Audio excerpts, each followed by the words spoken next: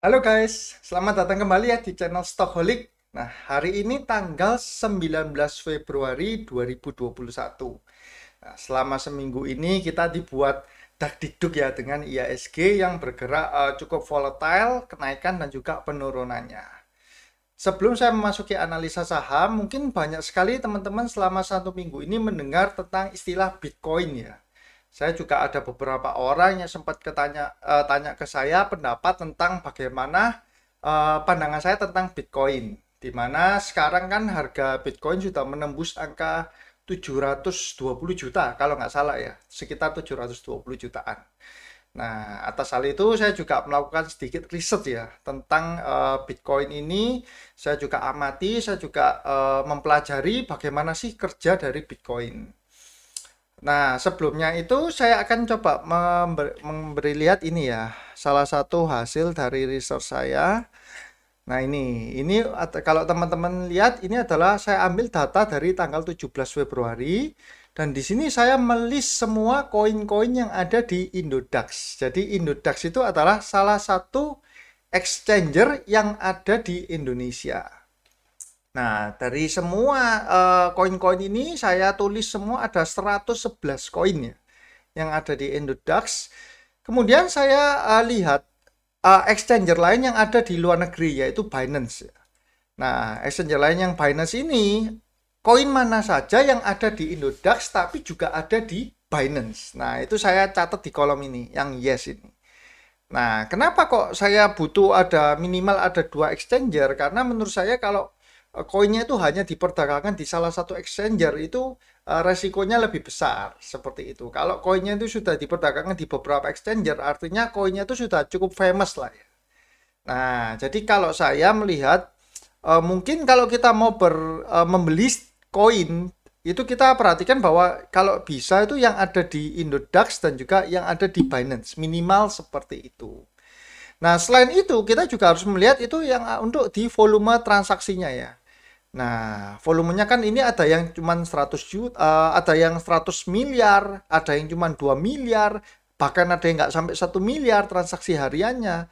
Nah, mungkin teman untuk orang yang pemula untuk beli koin kita mungkin pilih yang volumenya itu cukup besar.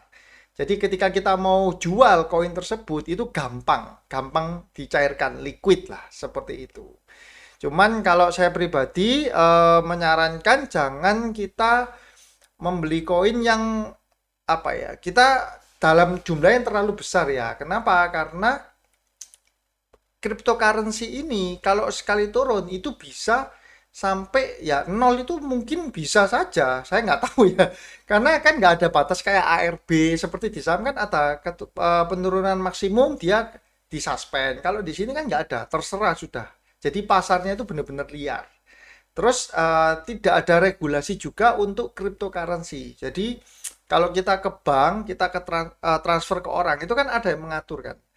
Nah, ada lembaga perbankannya yang mengatur. Kalau ini enggak, kita benar-benar langsung ya. Jadi saya misalkan transfer ke orang pakai Bitcoin wallet. Bitcoin wallet saya transferkan ke punya mereka, itu bisa langsung transfer gitu loh. Nah, seumpama ada terjadi hacker, nah terus koin kita bisa lenyap di exchanger, ya itu ada nggak kemungkinan? Tetap ada. Seperti itu. Jadi menurut saya pribadi sih kita kalau mau berinvestasi di sini ya sedikit-sedikit aja, jangan terlalu banyak kecuali memang yang sudah expert ya. Sudah benar-benar mendalami Bitcoin ini seperti apa atau cryptocurrency ini seperti apa. Saya juga membaca-baca bahwa ada kita bisa melihat kayak laporan kalau di saham itu ada laporan keuangan, di Bitcoin ini ada namanya itu white paper. Jadi cryptocurrency itu setiap koin itu ada white papernya. Nah, itu semacam prospektus yang bisa kita baca-baca. Cuman jujur saya baca-baca sekilas itu puyeng ya. Karena kebanyakan itu yang diceritakan itu kan istilah-istilahnya itu seperti IT. Walaupun saya sebenarnya juga lulusan IT, tapi saya kan nggak mendalami di programming ya. Jadi saya melihat, wah ini untuk orang awam agak susah. Ya, yang jelas kayak Bitcoin, Ethereum itu koin yang nomor satu dan nomor dua yang ada di dunia sekarang ini. Terus seperti Tron itu banyak digunakan untuk pindah exchanger ya. Jadi dari walletnya Indodax saya mau kirim ke walletnya yang di Binance, nah itu biasa orang pakai elektron. Nah, seperti itulah, ada kegunaan masing-masing. Oke, itu pandangan saya sekilas ya. Jadi saya melihat bahwa memang Bitcoin cryptocurrency ini punya, kalau kenaikannya bisa gila-gilaan ya, naiknya bisa banyak sekali, banyak orang yang meraih profit, cuman di setiap euforia kenaikan itu biasanya akan ada penurunan yang juga tajam. Nah, kita harus hati-hati di sana. Makanya saya bilang ini mungkin bisa kita investasikan, tapi jumlahnya nggak bisa terlalu besar. Seperti kalau misalkan kita di saham bisa berapa persen dari seluruh aset, kalau Bitcoin mungkin kecil-kecilan ya. Seperti itu. Oke, sekarang saya akan masuk ke IHSG ya, di mana IHSG ada di angka 6.231. Nah, IHSG di penutupan Jumat ini mengalami kenaikan 0,5% di penghujung sesi closing ya. Jadi sebelum closing dia tiba-tiba lompat harganya. Untuk selama seminggu kemarin sebenarnya IHSG ini ada mengalami penurunan cukup signifikan. Nah ini ya, dari 6244 terus dia sempat naik, terus dia turun sekali, terus ini ada rebound di hari Jumat ini. Bagaimana dengan asing? Untuk foreign flow-nya di hari Jumat ini ada masuk 87 miliar ya. Setelah sempat tadi pagi itu dia masuk, terus kalau nggak salah sempat merah, terus ini di closingnya itu asingnya buy. Cukup besar ya, 87 miliar. Untuk selama seminggu, asing masih net sell sebanyak 556 miliar. Nah, jadi memang dia apa ya, seminggu kemarin kan juga sell ya. Jadi sebulan ini dia sudah keluar hampir 2 triliun. Nah, ini cukup kita waspadai bagaimana pergerakan asing, di mana di Amerika sendiri kan keluar data bahwa laporan jumlah penganggurannya itu tidak membaik ya. Jadi masih secara ekonomi itu di Amerika belum terlalu pulih lah. Seperti itu. Di Indonesia sendiri ada penurunan suku bunga dari 3,75 ke 3,5 ya. Dimana itu bisa berarti dua hal ya. Yang pertama bagus, kenapa? Karena kalau kita mau kerja, itu kan bunga dari bank, kalau kita pinjaman kredit itu bunganya rendah. Kalau kita mau beli properti, itu kreditnya itu KPR-nya itu murah. Kredit modal kerja juga bunganya lebih murah. Tapi bisa juga diartikan bahwa Indonesia ini perlambatan ekonomi ya. Makanya dikasih bunga rendah supaya orang-orang itu mau untuk bergerak dan berbisnis. Seperti itu. Jadi secara pandangan ekonominya itu belum pulih untuk market di Indonesia dan di secara global. Terus saya akan melihatkan saham-saham apa aja. Nah ini foreign activity selama seminggu ya. Selama seminggu kemarin asing paling banyak membeli saham BRI, Antam, Telkom, BTPS, BBTN. Nah ini saham-saham yang kebanyakan didominasi oleh blue chip ya. BRI ada sentimen yang merger ya dengan PT Pegadaian yang sudah saya bahas minggu lalu. Itu tentu mempunyai sentimen yang positif. Antam ada berita di mana Elon Musk atau Tesla itu membuka pabriknya akhirnya di India ya, bukan di Indonesia. Saya nggak tahu itu apakah sudah final atau enggak. Cuman kalau saya lihat pribadi, untuk Antam sendiri dia ini kan sebenarnya ada produksi, ada tambang nikelnya kan. Nah harga nikel dunia pun kan terus naik. Jadi walaupun si Elon Musk, si Tesla ini misalkan nih nggak jadi membuat pabrik listrik di Indonesia, mobil listrik di Indonesia, saya kira potensi Antam ini masih cukup oke lah ya. Walaupun dengan harga sekarang yang sudah relatif tinggi. Cuman kalau soalnya banyak yang bilang kan, Antam apakah bisa kembali ke level misalkan 1000 atau level di bawah 1000 seperti sebelum kenaikannya. Nah, kalau tanya bisa atau enggak, ya memang bisa-bisa aja. Tapi kalau saya lihat potensinya itu mungkin kalau turun pun dia susah kalau mau kembali ke level sebelum COVID itu ya. Telkom, BTPS ini adalah salah satu bank yang porsi retailnya kecil sekali ya, nggak sampai 1%. Terus ada bank BTN. Nah, ini terus yang paling banyak dibuang adalah saham dari Astra. Astra dibuang hampir 1 triliun ya, 900 miliar di sini. Terus ada Bank Mandiri, ICBP, Consumer Good ya. Bank Mandiri ini dari beberapa waktu lalu saya bilang bahwa ada potensi laporan keuangannya kurang bagus ya. Nah ini BCA cukup mengejutkan ya, dibuang oleh asing 200 miliar. Ya memang nggak terlalu besar sih jumlahnya, 200 M. Terus ini ada Arto. Nah, ini Bank Jago ya. Mengalami kenaikan yang sudah luar biasa. Oh ya, ada satu fenomena lagi di mana minggu ini nih ya, ada bank-bank ini yang naik gila-gilaan ya. AR kanan sudah nggak lihat fundamentalnya karena ada isu di mana bank-bank yang kecil yang ada aturan standar modal bank itu minimal kalau saya nggak salah itu 1 triliun atau 3 triliun gitu loh. Jadi bank-bank yang kecil ini ada kemungkinan itu akan untuk semua itu akan merger antara merger atau diakuisisi. Oleh karena itu sama investor-investor besar itu dibeli sampai harganya itu bisa auto reject atas. Nah ini ya contohnya ini BGTG ini sempat AR terus ini sempat besoknya naik terus closing turun. Nah ini turun lagi. Terus apa ini BBYB? Saya kasih lihatkan. Nah ini ya sempat naik terus naik lagi turun lagi dari level berapa ini 280 sampai 600 hanya dalam waktu berapa lama, sebentar saja. Terakhir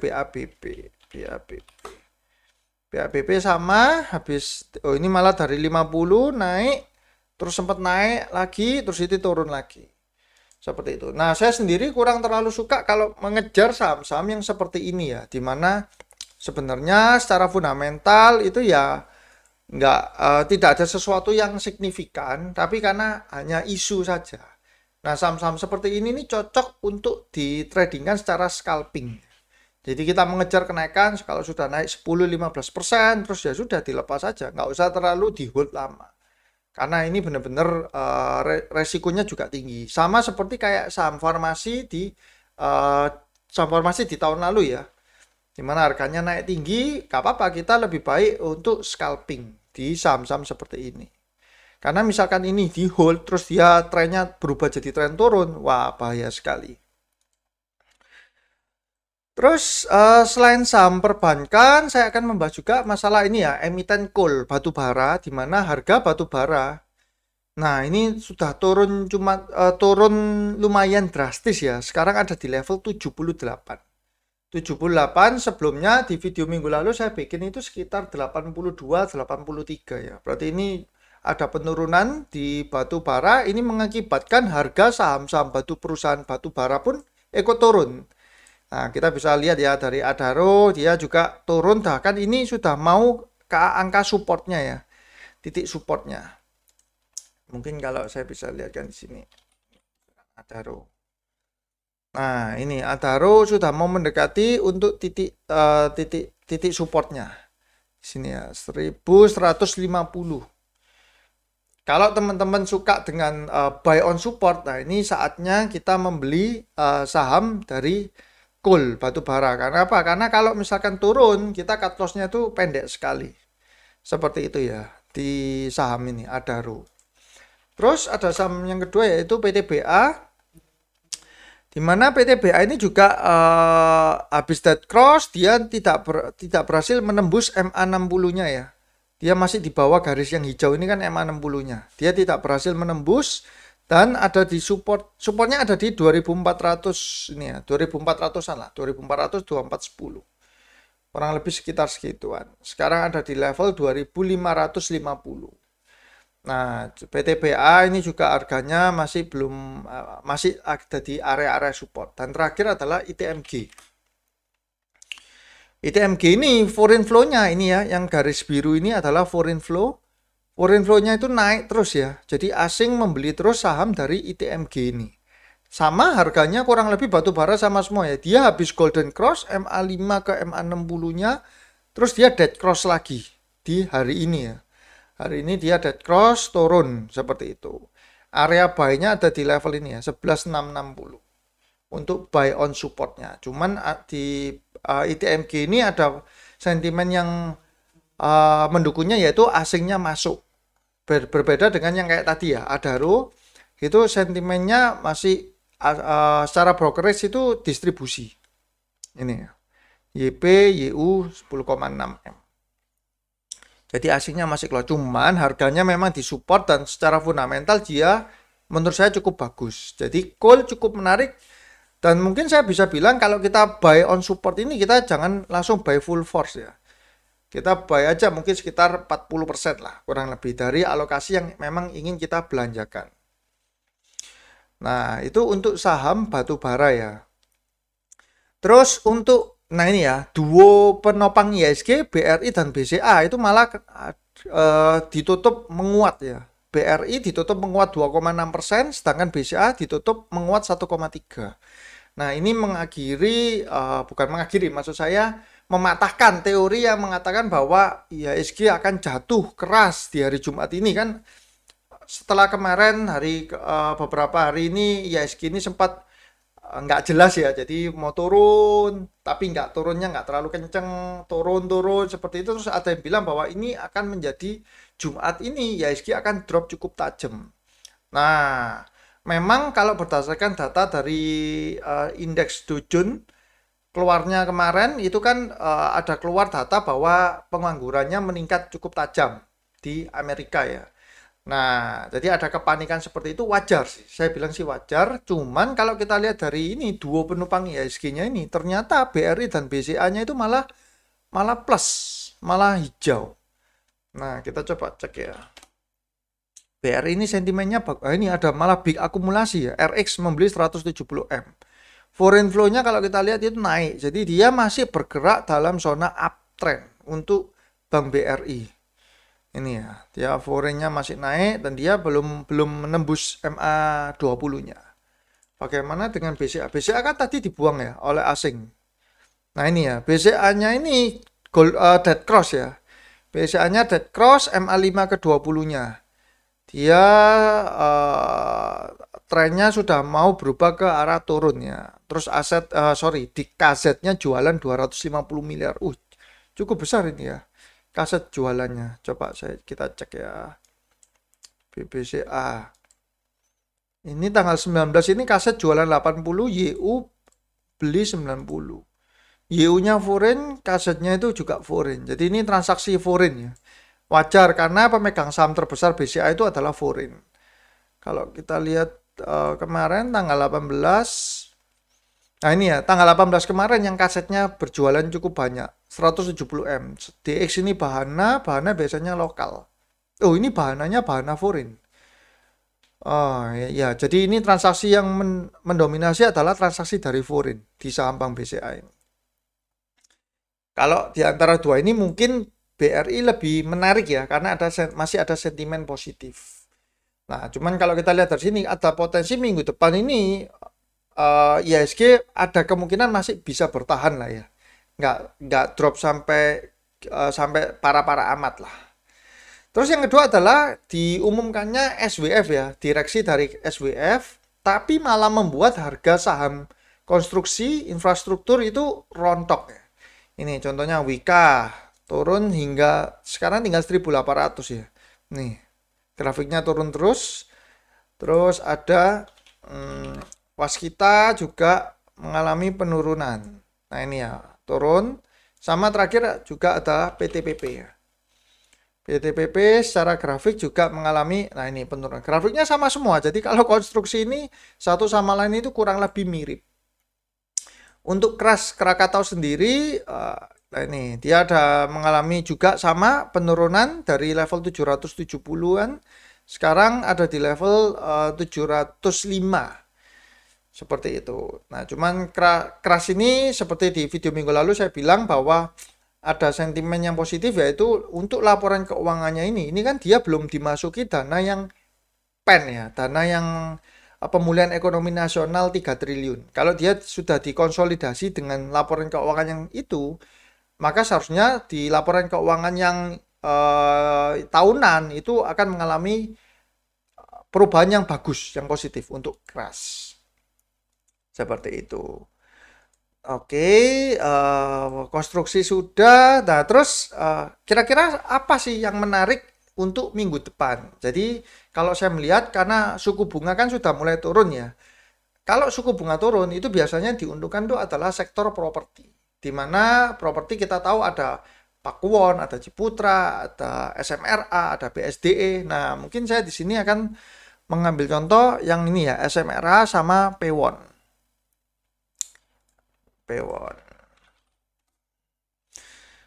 Kalau suku bunganya turun, otomatis orang beli kredit properti itu jadi murah bunganya. Nah, Pewon ada big akumulasi ya. di mana YU membeli sebanyak 22,5 miliar, yang jual LG 7,3 M, top one-nya. Ini dari tanggal 18. Kalau tanggal 19 hari ini netral YU dan YP, yang jualan YP ya, retail. Berarti selama 2 hari ini, tanggal 18-nya. Ya, berarti YU ini terus akumulasi ya. Nah, kita cek sekarang. Apakah YU-nya ini foreign atau YU-nya lokal? Oh, YU-nya adalah YU lokal ya. Kalau kita bisa lihat. Nah, iya betul. YU-nya YU lokal. Nggak masalah. Cuman saya mau tahu aja sih itu foreign atau lokal yang masuk ke P1. Nah, ini ada big akumulasi di saham Pakuwon. Untuk yang berikutnya ada Ciputra. Ini hampir sama dengan P1 ya, grafiknya uptrend. Oh ya, coba saya lihatkan tadi grafiknya. Ini ya, P1 grafiknya uptrend, dia habis menembus MA60, MA5 ke 60-nya Golden Cross, MA5 ke MA20-nya juga Golden Cross, jadi dia masih masuk fase uptrend. Mencoba mengejar di level ini ya, 595 resistennya. Terus tadi SMRA, P1 cukup menarik. SMRA ini yang sudah, pas ya, dia ada di level resistennya 920 ini yang dulu sempat saya bikin kotaknya, boxnya ini. Dia ada di level 920. Nah, ini dia ada uptrend sama big akumulasi. Yang beli juga sama YU. YU ini CMB Niaga kalau nggak salah. Coba kita lihat YU SMRA ya. SMRA, YU-nya bukan YU asing. Nih 10,1 ya. 10,1, BK-nya 20. Oh, yang beli BK 27,5 M di hari Jumat ini. Kalau tanggal 18 kemarin ya ini YU ya. Yang jualan ZPA saja. Jadi SMRA sama Pakuwon ini sedang diakumulasi. Nah, jadi kalau sektor properti teman-teman bisa perhatikan untuk dua saham ini ya. Terus ada satu lagi yaitu farmasi. Farmasi punya BUMN ada Kalbe Farma, di mana dia menjadi salah satu partner untuk mendistribusikan vaksin. Nah, dia kan perusahaan swasta ya, bukan BUMN kan Kalbe ini. Yang BUMN kan KF sama Inaf. Nah, jadi dia ketika mendistribusikan vaksin tentu ada profit yang akan didapatkan oleh si Kalbe ini. Seperti itu. Jadi ini cukup menarik dan ada satu lagi yang swasta. Justru kalau saya melihat itu farmasi, kita pilih yang swastanya ini cukup menarik. Itu adalah TSPC. TSPC hampir sama dengan Kalbe ya. Dia mempunyai fundamental yang cukup bagus. Selama kemarin Q3-nya itu malah lebih bagus daripada Q3 di 2019. Dengan book value 1,1, PE ratio 13 kali. Jadi ini perusahaan yang sangat sehat. Saya boleh bilang ini perusahaan yang sangat sehat, TSPC. Nah, Kalbe kan book value sudah 4 kali dan 36 kali PE ratio-nya. Pilihan kedua adalah di TSPC yang lebih high risk, high return ya. Nah, ini volumenya memang tidak terlalu tebal. Kalau teman-teman masuknya nominalnya cukup besar, di atas 100 juta, itu mesti beli bertahap. Kalau Kalbe dibeli 100 juta mah nggak masalah. Nih, tebal sekali kan volume transaksinya. Kalau TSPC kita harus hati-hati dengan volume transaksi. Satu hari cuma 1,6 miliar. Oke, jadi itu adalah sektor yang menurut saya cukup menarik dan harus kita cermati ya selama minggu depan ini. Ada di farmasi, di dua emiten tadi, dan juga di properti. Seperti itu. Saya doakan semoga teman-teman nggak ada yang nyangkut di ini ya, di bank-bank yang kecil-kecil ini ya. Karena saya sempat sedikit analisa itu yang nyangkut itu retail. Nah, di sini kan ada BGTG yang beli adalah PD, top high-nya PD di angka 99 ya. Sekarang ada di 94. Terus kalau tanggal 18 PD juga 1,6 miliar. Nah, kalau selama seminggu ini yang nyangkut itu ya ini ya PD 111 rata-ratanya. Ya ini sudah jelas retail yang nyangkut di saham bank BGTG. Terus kalau kita lihat BBYB ini, BBYB, nah yang nyangkut juga retail, PD di angka 541 rata-rata. Sekarang BBYB ada di 468. Yang jualan MG Semesta ya, AI, IU. Terus terakhir ini apa ini? BABP. BABP selama seminggu kemarin yang beli ZP, yang jualan EP. Loh, EP ini MNC sendiri padahal. Nah, ini MNC Sekuritas. BABP ini bank MNC ya. Bank MNC cuman yang jual dari sekuritas MNC sendiri. Nah, ini yang beli masih lumayan, masih ada kemungkinan big player karena satu sekuritas ZP dia beli 1,2 juta lot, 8,3 miliar. Kayak tadi kan PD itu jelas retail. Kalau yang ini masih lebih oke lah ya. Karena yang top buyer-nya itu adalah ZP, Kim Eng, Maybank Kim Eng. Nah, cukup sekian dulu ya video dari saya. Semoga teman-teman mendapatkan sesuatu dan saya doakan juga semoga kita IHSG kita pulih, dapat uptrend kembali dan juga teman-teman dapat cuan selalu. Oke, sekian dulu video dari saya. See you guys.